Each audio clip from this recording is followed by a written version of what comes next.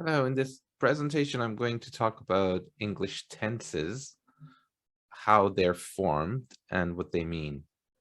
A lot of times, people know English tenses to be simply divided into three categories of present, past, and future, but there's a lot more to it. For example, the present simple tense could be used to mean 5 different things. Or let's say um, the present perfect tense could have 3 different uses. So altogether, when we put these different uses on one page or in a table, we end up with 25 of them. Let's get started. So the present simple tense, we all know about it, right? We use it to express facts. For example, you can say water boils at 100 degrees Celsius, but there's more to it. So we could also use the present simple tense to describe habits. So that would be something we do regularly. Okay, so you can see on the screen here, number 1 is habits. Probably I've put it there because this is the most frequent use. To express facts, heat melts ice, the sun rises in the east. Okay, so these are a couple of examples, but there's a lot more. So basically, a fact is something that is true and possibly true for a very long time. The third use is to express states. What are states? So these could be something that is true, but could change too. For example, I have a dictionary. I could lose it, and then I won't have a dictionary. So I have a dictionary isn't as solid as a fact, but it's a state very similar to a fact. So everyone feels excited. That's true, right? That's probably a description of some people having heard some good news. Um, but this feeling isn't gonna last long, I suppose. So that's why we call it a state. So the most important, perhaps, use of the present simple tense for you in academic writing is to cite from sources. So if you're using a book, an article, or a website, a reliable source, and you have an idea that you want to incorporate into your own paragraph or essays, what do? You need to mention who that idea comes from or where that idea comes from. So the present simple tense is used although those ideas have been published in the past. And that's, again, something to remember. It's a writing convention. For example, Brown, 2018, points out that learners can, for example, have multiple intelligences. Or Smith argues that, so again, these happened in the past, but we're using the present tense, perhaps because we mean these are still true. And they could be facts or states. So very, very common again. So other verbs include reports or, for example, suggests. So when you read, an article, a paragraph, an essay in which you see other people have expressed their ideas, you can use the present simple tense to incorporate their ideas into your own work. Okay, so number 5 is to express future actions. So if you want to talk about the future, we've learned we should be using will or to be going to. For example, I'm going to. But there is this use of the present tense which makes it suitable for expressing future events. But remember, this is often used when there's a timetable. So for example, you say, the bus arrives in 5 minutes. So you have a timetable somewhere that you've looked at. Or if you ask, for example, a flight attendant, when is the plane landing or when are we going to land? They might say, for example, we land in 20 minutes. And that's a present simple tense used to express something that is going to happen in the future. So that's all we need to know about the present simple tense, 5 different meanings or uses. The present continuous tense, how do we make it? For example, we use am, is, are plus verb plus ing. So that would be, for example, I am working or she is running. So what does it mean to, use a verb in this tense? So most often we use the present continuous tense to describe an action that is in progress now. You look around yourself, what are people doing?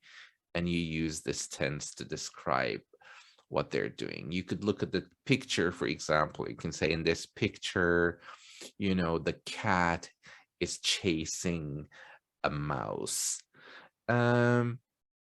But you could also describe an action that is happening around now, not necessarily at the moment of speaking. So it could be that these days I'm working on my final project.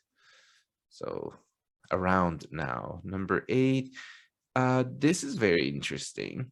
So it could be that something happens to you quite often. So it could be a habit or a fact, and you should be using actually the present simple tense, but you can use the present continuous tense to express the idea that this is annoying.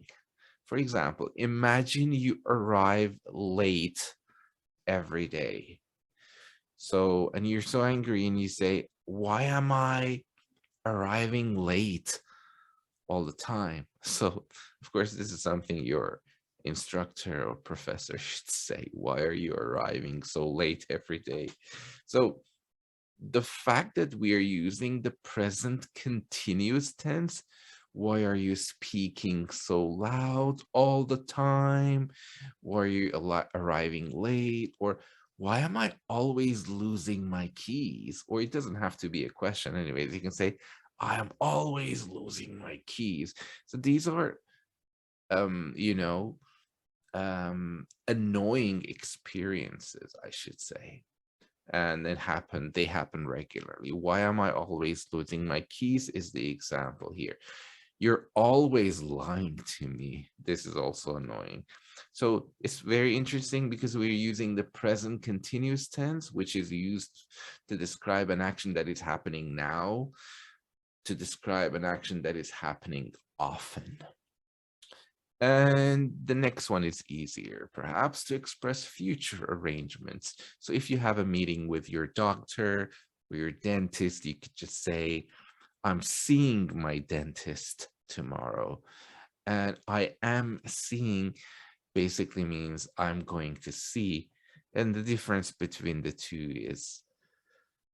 isn't very obvious. But when you say I'm seeing my doctor tomorrow, we're just describing an appointment or arrangement. Nobody knows who initiated that.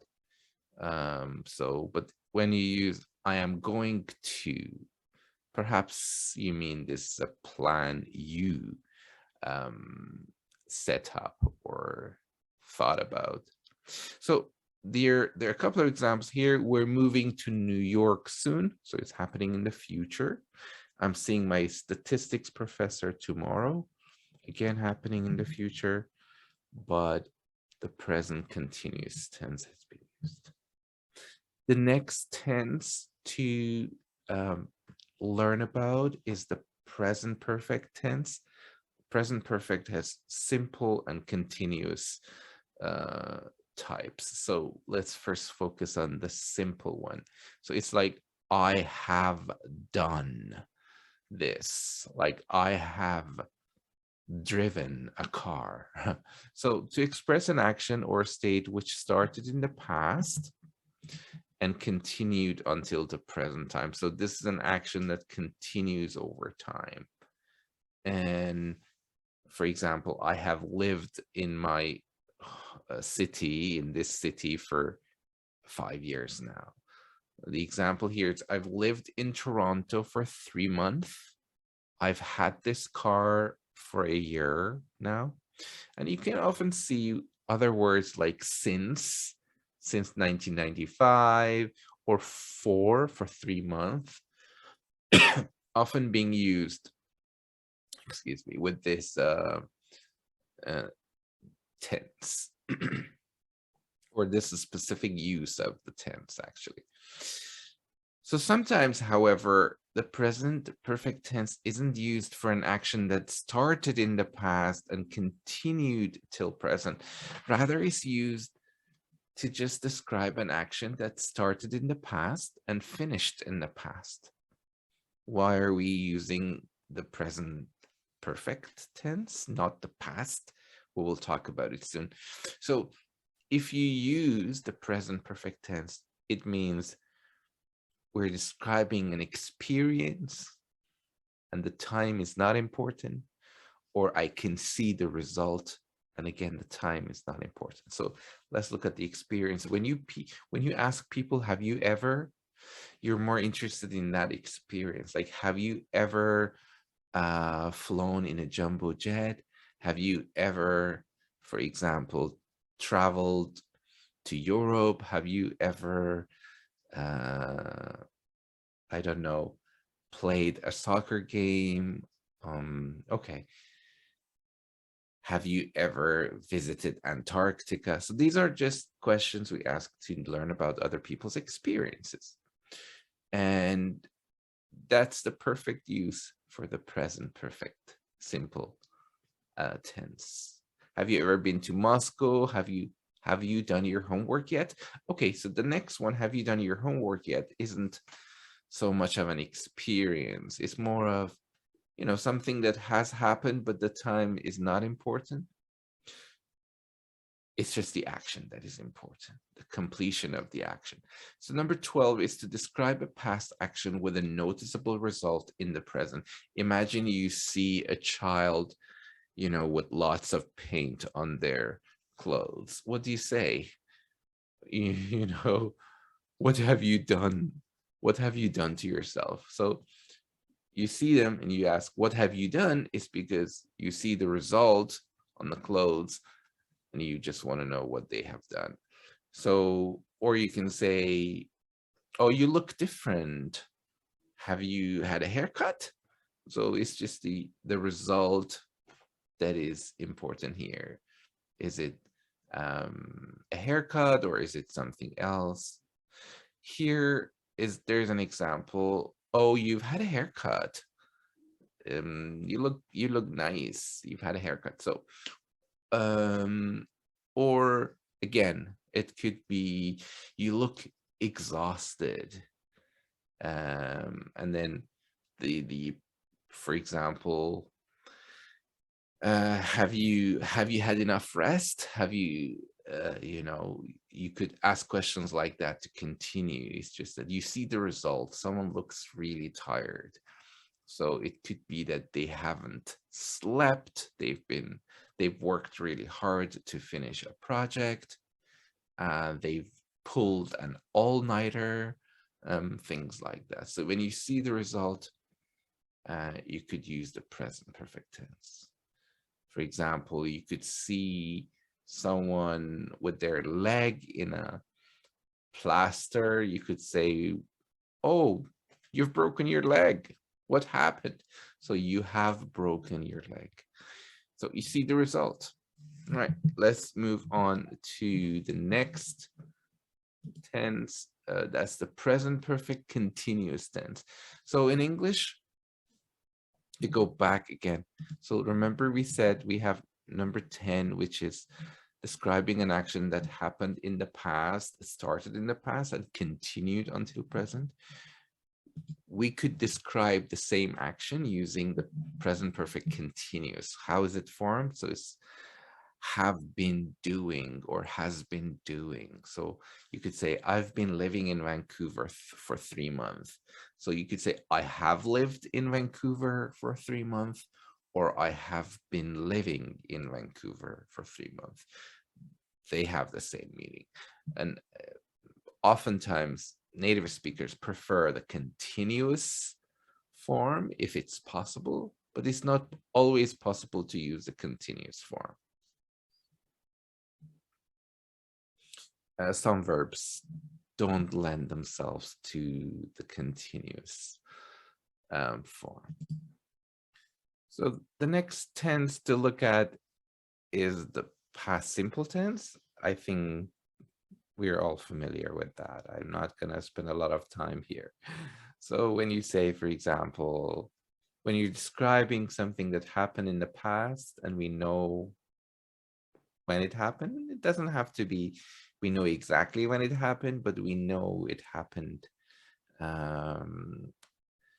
sometimes at a specific point in time, sometimes just before or after another fact. So if someone has told us, for example, they went to New York last month, and then they start telling us what happened, so we know that is last month, and the events are told in a chronological order, so we know when it happened. So I bought my first cell phone in 2010 is an example. I met your cousin yesterday is another example. But there are lots and lots of other examples that we don't have to dwell on because they're quite straightforward. Past continuous. So when you say I was watching or I was having dinner or I was listening to music, I was walking. So imagine you were at a specific point in time, you were busy doing something. For example, what were you doing last night at 10 p.m.? So then the answer is I was watching a movie or I was doing my homework. So, before 10 o'clock and after 10 o'clock, that's what you were busy doing.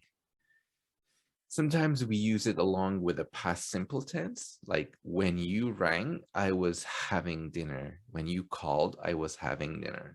So that's another way of using this tense. Past perfect shows an action completed before another action. And we use it with had eaten, had discovered, had completed.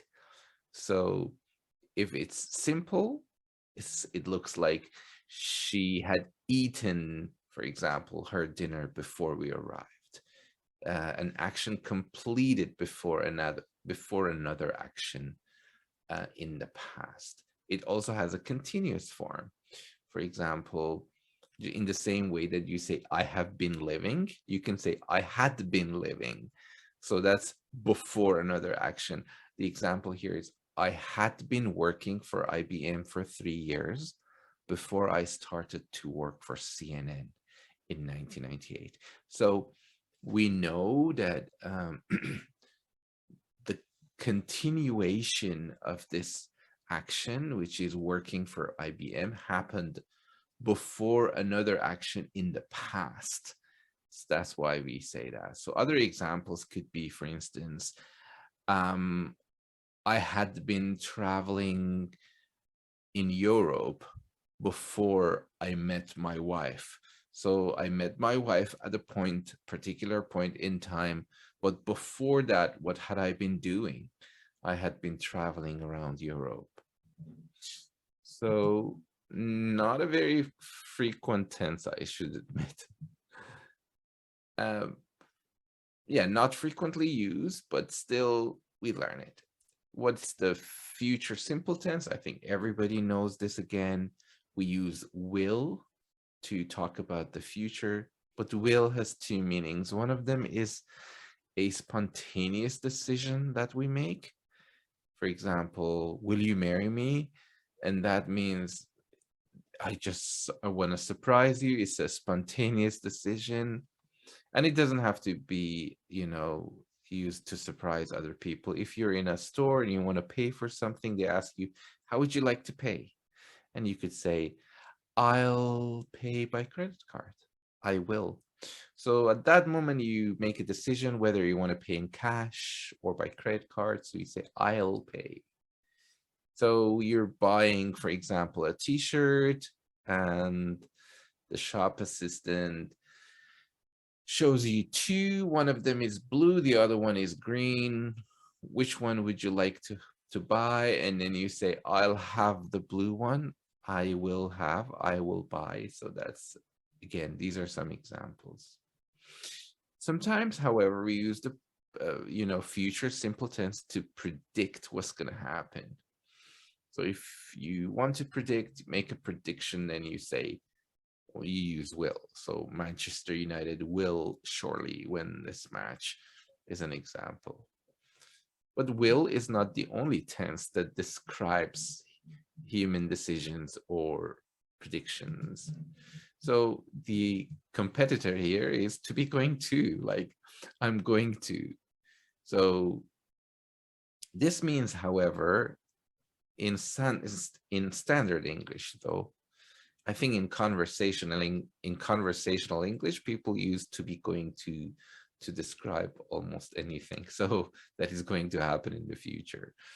So if you say, I'm going to move to New York, or I'm going to take a course in accounting, this often means you've thought about it for some time. It doesn't mean you just made that decision right now. So it's a pre-planned decision.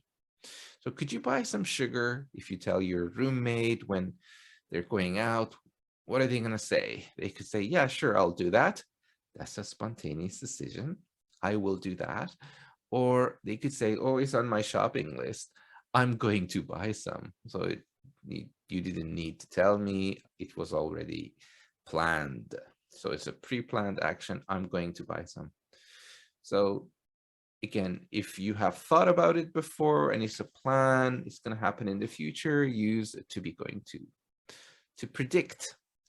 Remember I said Manchester United will win the match. You could say also Manchester United is going to win the match. But the difference is when you say it's going to, you have more evidence to support it. So if you say it's going to rain, you should often say, look at those clouds, it's going to rain. There's some evidence. All right. So if you see something and then you make that prediction, say, it's going to, I'm going to, she's going to, oh, she's going to drop all the plates. Look at her. So if someone is about to fall with lots of plates in their hand, what do you say? He or she's going to break or drop all the plates, because you see that's happening, about to happen. Future continuous, will be doing. So I will be watching. Remember I said in the past, something was happening. It was in progress around a particular time. What were you doing at 8 o'clock? What were you doing at 10 o'clock? So more of an investigation type of question. So like a detective is asking you questions. But future continuous has the same, it has a similar meaning. So if some type of action is happening in the future around a particular point in time, then we will be using future continuous. But we also use the future continuous tense to talk about future arrangements. Like, remember I said, I am seeing my dentist tomorrow. We could say, I will be seeing. I will be meeting, I will be seeing.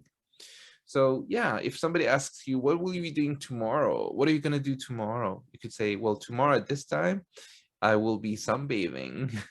So at this time tomorrow, I will be sunbathing while you're studying for your exam. Yes, so an action in progress in the future at a particular point in time, or future arrangement. Future perfect, remember present perfect, I have done.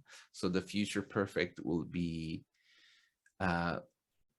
will have done. So for example, if you're parents ask you, when are you going to finish your homework? You could say, for example, I will have completed them in 20 minutes, or I will have done my homework by 5 o'clock.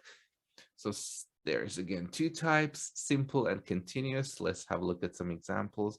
By 9, I will have done half of my homework is an example. It will be completed before a certain time in the future. Will have past participle. So 25, it could be used in a continuous tense in the same way that the present perfect continuous was used. So you can say, for example, by the time I arrive home, they will have been waiting for me for 8 hours. Will have been waiting, will have been writing, will have been cleaning. So will have been is the part that never changes. And then there's verb plus ing.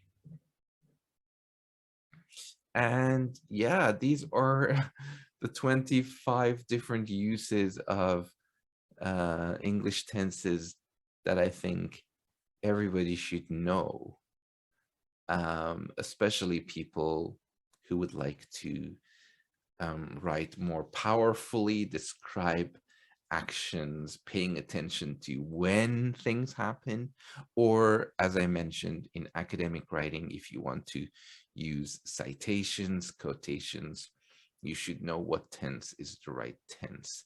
So thanks for watching, and I will be asking you a few questions in an upcoming activity.